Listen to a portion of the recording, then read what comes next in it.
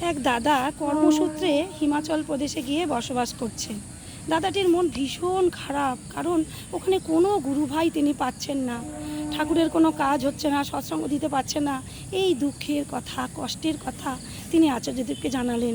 আচার্যদেব বললেন হিমাচল প্রদেশের একটি গ্রামের নাম, বললেন এই গ্রামে গিয়ে তার কথা বলতে, সেই গ্রামের লোকজন ওই দাদাটিকে সাহায্য করবেন। দাদাটি তাই করলেন। ওই দাদার সঙ্গে নিলেন দীপন ভাই আর কিছু গুরু ভাইকে নিয়ে সেই গ্রামে গেলেন। গ্রামের সমস্ত মানুষজনকে আচার্যদেবের কথা বললেন, আচার্যদেবের ছবি দেখালেন।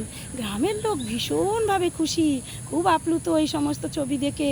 উনি বললেন, হ্যাঁ এনাকে তো আমরা চিনি, ইনি তো আমাদের এখানে এসে কতদিন ছিলেন, এনার স্ত্রী আমাদের ভালো ভালো সুস্বাদু রান্না করে খাইয়েছেন, ইনি আমাদের, কেউ কেউ বললেন ইনি আমাদের চা খাইয়েছেন, আমাদের বাড়িতে আসতেন, ওনার ছেলেরা আমাদের বাড়িতে আসতেন।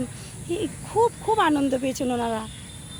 এর আসল ঘটনা হলো আচার্যদেব 7-8 বছর আগে তিনি ওই গ্রামে গিয়ে প্রায় 6 থেকে 7 দিন অজ্ঞাতবাস করেছিলেন।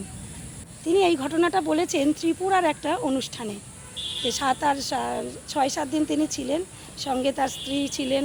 আচার্যদেব বলছেন যে আমার স্ত্রী ওদেরকে রান্না করে খাওয়াতো, আমার ছেলেরা ওদের বাড়িতে আমরা সবাই মিলে যেতাম, ওরা আমাদের বাড়িতে আসতো, আমি ওদেরকে চা দিয়েছি, খাবার দিয়েছি। এই হচ্ছে আসল ঘটনা। তারপর তার 7-8 বছর পর ওই দীপন ভাই আর তার সঙ্গে কিছু গুরু ভাই গিয়ে তাদেরকে যাজন করে, তাদেরকে ঠাকুরের কথা বলেন আর আচার্যদেবের কথা বলেন। তারা সবাই তখন দীক্ষা নেয়। এবছর অর্থাৎ 2025-এর ফেব্রুয়ারিতে ওখান থেকে প্রায় 25 জন ঠাকুর বাড়িতে গিয়েছিলেন ঠাকুর দর্শনে এবং আচার্যদেবের দর্শনে। আচার্যদেব বলছেন যে আমি মানুষটা কত ভালো, আমি মানুষটা কি কতটা হয়ে উঠেছি সেটা জানার জন্য নিজেকেও তো একটা পরীক্ষা করতে লাগে। তাই আচার্যদেবের এই অজ্ঞাতবাস।